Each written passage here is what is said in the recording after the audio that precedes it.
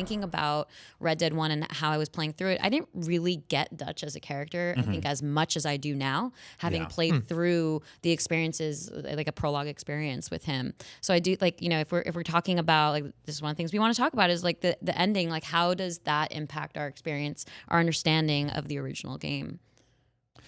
So first off, going back to the original game, the story's all over the darn place. Yeah. You end up in Mexico, and there's some revolutionary guy, the first game has some pacing issues to be. And like it had a lot of the core mechanics that we love about Red Dead Redemption 2, and there was sort of this open world that you could also explore. But the characters were almost caricatures of who we get to learn about in Red Dead Redemption 2. And I'm so glad that they were able to modernize the game. And I really, really hope once we've played through the epilogue and we can see that all of Red Dead Redemption 1 is in there, it would be so cool if Rockstar allowed us to experience that story, like did a retelling of it to finalize. I mean, the fact that it's all there, game. like I feel like that's definitely something that is a possibility on the horizon. Because, like, I mean, there's been that leak from a while ago. There if not? Well, because there's been that leak from a while ago. Somebody managed to get into Mexico, and I don't think there's anything really to that now. But like, that's sure they could potentially release that as an expansion or DLC later down the line. I think there's a lot that playing through the first off, I really loved playing through the epilogues for I think what for me is a really weird reason because. So I played through Red Dead 1, you know, within the year or so leading up to 2's release, and the epilogues for me, like all of that, from getting a job at Pronghorn Ranch to, you know, kind of splitting up with Abigail for a while, to being a bounty hunter with Sadie, to buying the property in West Elizabeth And building it. You build the house. First off, great montage, super fun. Yeah. But all of that, We'll get to that. all that really hurt. Like and I know I've told you this before, but Because you know what it's building towards? exactly. So everything that happened, every story beat for me that was good, where, you know, John gets a job and the guy who owns the ranch really likes him. He's like, "You're a good hand," and then I see John Marston getting shot. I see.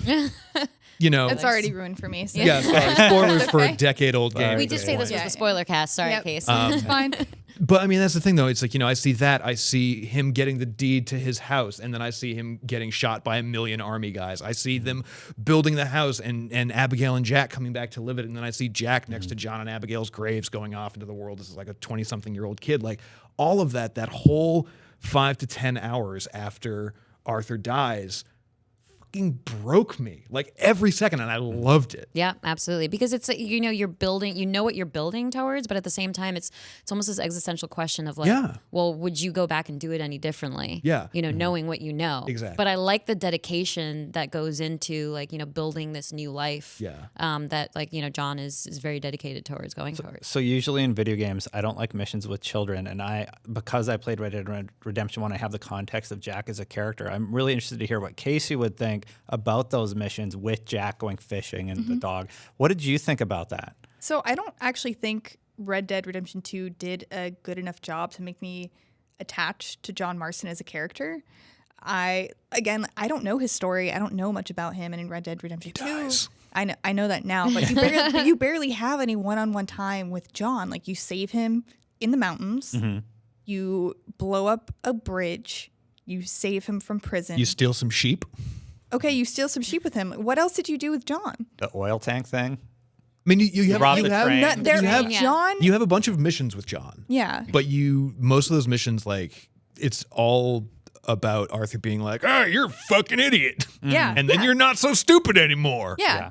It's Well, all something of that. happened between them in the past, and then later on, Arthur clearly respects him a little bit more after he regains that trust. For me, it was so awesome seeing him in the wilderness. I'm like, it's Marsden. We're saving Marsden, and we kind of help him become the character that he comes in the original. But that's why I was really wondering, to you, he's not fleshed out enough in the sequel. Yeah, I really don't think he is. I felt more attachment to Charles and Javier and Lenny. Lenny. Lenny. Yeah, and Sadie, of course. Like, I love Lenny, like, way more so than I felt any kind of attachment to John. Thanks for watching. If you enjoyed that, check out some of our other videos on IGN.com and our YouTube channel. For more news, tips, and videos on your favorite games and entertainment, keep it here at IGN.